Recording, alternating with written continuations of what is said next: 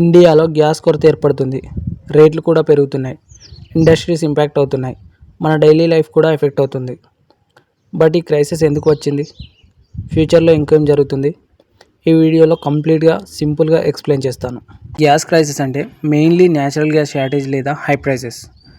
Natural గ్యాస్ని మనం electricity generate చేయడానికి, ఫర్టిలైజర్స్ తయారు చేయడానికి ఇండస్ట్రీస్లో యూజ్ చేస్తాం. కుకింగ్కి కూడా ఎల్పిజి, పిఎన్జి. ఇండియాలో డిమాండ్ ఎక్కువ కానీ సప్లై తక్కువ. అయితే క్రైసిస్ స్టార్ట్ అవుతుంది. ఈ క్రైసిస్కి కొన్ని మెయిన్ రీజన్స్ ఉన్నాయి. ఇండియాకి కావాల్సిన గ్యాస్లో ఆల్మోస్ట్ 50% ఇంపోర్ట్ చేస్తుంది. ఇంటర్నేషనల్ మార్కెట్లో ప్రైసెస్ పెరిగితే ఇండియాలో కూడా ఇంపాక్ట్ ఉంటుంది. వార్ వల్ల యూరోప్ కంట్రీస్ ఎక్కువగా గ్యాస్ కొనడం స్టార్ట్ చేశాయి. సో ఇండియాకి గ్యాస్ దొరకడం కష్టమైంది. ఇండియాలో గ్యాస్ ప్రొడక్షన్ అంత ఫాస్ట్గా పెరగలేదు. ఇంపోర్ట్ కోసం డాలర్స్ కావాలి.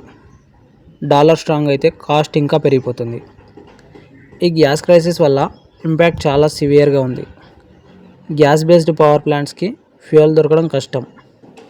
ఫార్మర్స్కి కాస్ట్ పెరిగిపోతుంది. Steel, cement, chemical industries effect అవుతున్నాయి. మన ఇంట్లో కుకింగ్ కాస్ట్ కూడా పెరిగిపోతుంది.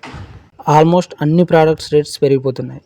ఇండియా గవర్నమెంట్ కూడా కొన్ని స్టెప్స్ తీసుకుంటుంది. డొమెస్టిక్ గ్యాస్ ప్రొడక్షన్ పెంచడం, renewable energy, solar, wind promote చేయడం, long term gas import deals, strategic reserve create చేయడం, ఫ్యూచర్లో డిపెండెన్సీ తగ్గించడానికి ట్రై చేస్తున్నారు. సో ఇండియా గ్యాస్ క్రైసిస్ అనేది గ్లోబల్ ఇష్యూతో లింక్ అయిన ప్రాబ్లం. ఇమ్మీడియట్గా సాల్వ్ అవ్వడం కష్టమే కానీ లాంగ్ టర్మ్లో రెన్యూవబుల్ ఎనర్జీ మెయిన్ సొల్యూషన్ అవ్వచ్చు. మీ ఒపీనియన్ ఏంటి? ఇండియా ఎనర్జీ ఫ్యూచర్లో ఎలా ఉంటుందని అనుకుంటున్నారు? కామెంట్లో చెప్పండి. వీడియో నచ్చితే లైక్, సబ్స్క్రైబ్ చేయడం మర్చిపోకండి.